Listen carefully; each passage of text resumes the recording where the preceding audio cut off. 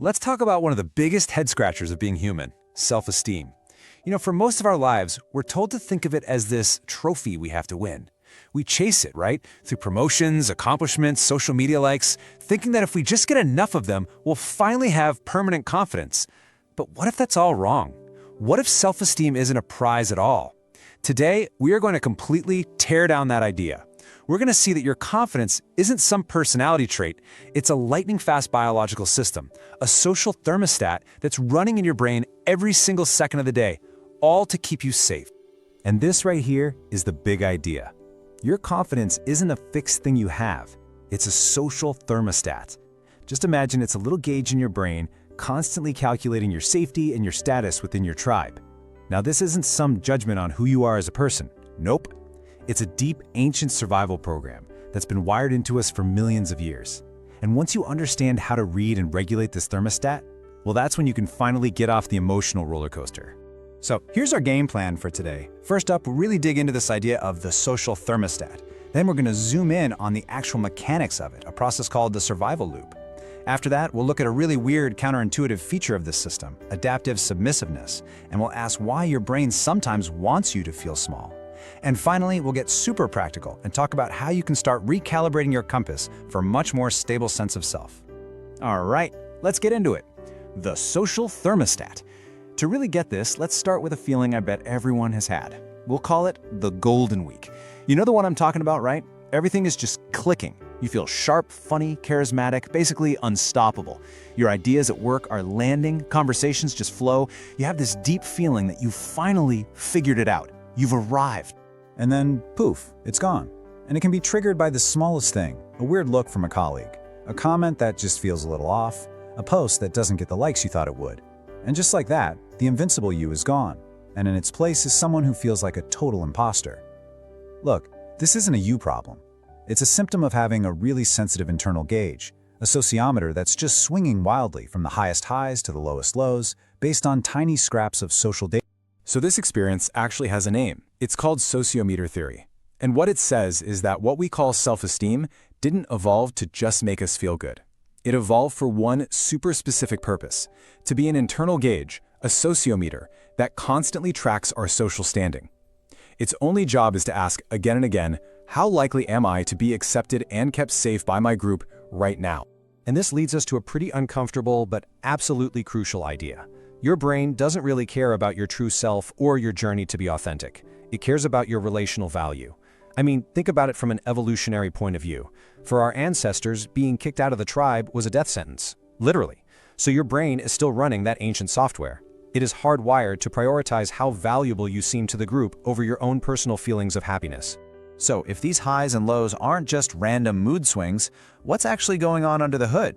Well, that brings us to our second stop, the survival loop.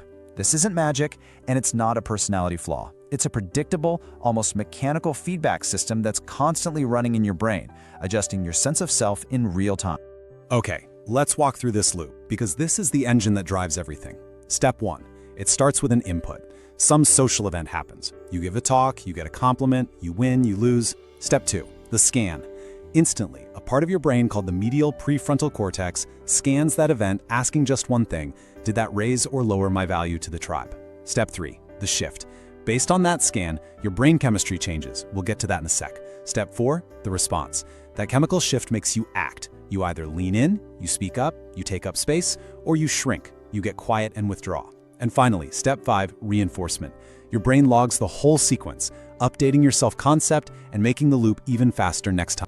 Now let's zoom in on Step 3, the chemical shift, because this is where you actually feel it. When your brain decides your value went up, it gives you this amazing shot of serotonin and dopamine. That's that on top of the world, high status feeling.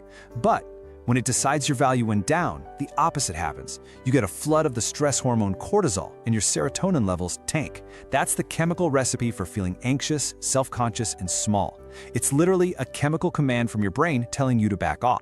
This brings us to a really fascinating and kind of weird question. Why on earth would our brain be built to make us feel bad? Why would it have a system that seems to crush our confidence right when we need it? This is what we're going to dig into now. Adaptive submissiveness. Because it turns out there's a very powerful, ancient reason your brain sometimes wants you to feel small. Let's just sit with that for a second.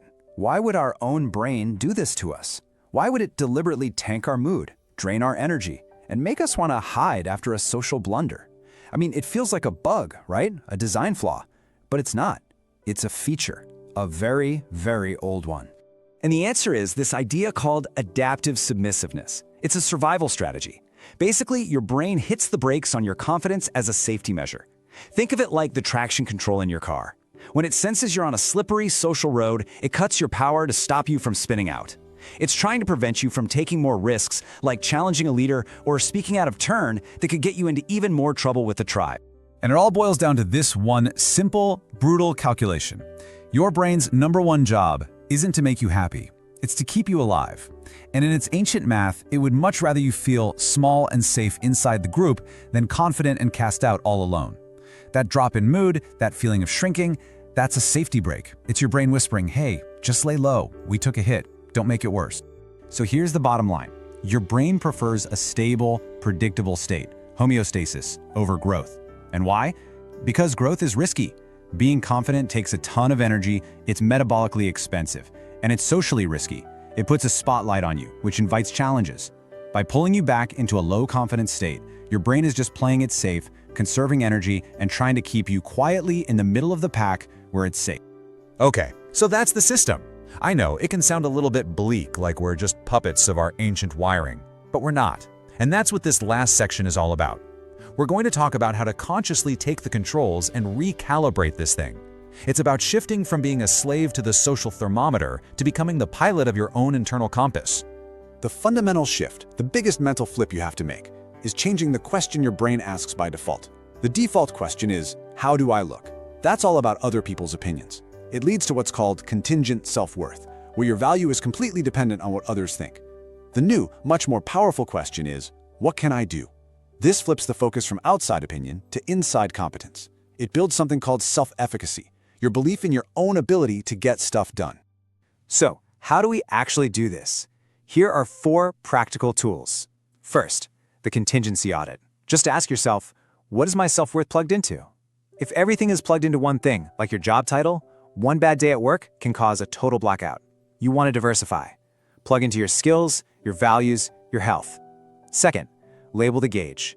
The next time you feel that confidence crash, literally say out loud, my sociometer is giving me a low reading. It's a biological signal, not a fact. Naming it puts you back in charge. Third, the bottom-up reset. Your body talks to your brain. So when you feel small, stand up tall. Pull your shoulders back, take a deep breath. This is called a power pose, and it sends a signal back to your brain that says, hey, we're safe, we're okay. And finally, focus on self-efficacy. This is the big one. Go learn a skill. Get good at something.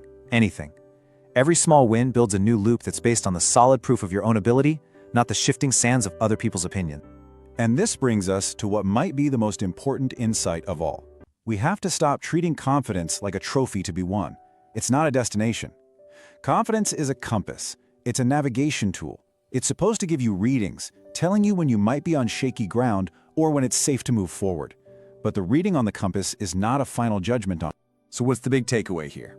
Real freedom from this whole self-esteem roller coaster starts the moment you really get this one idea. You are not the gauge.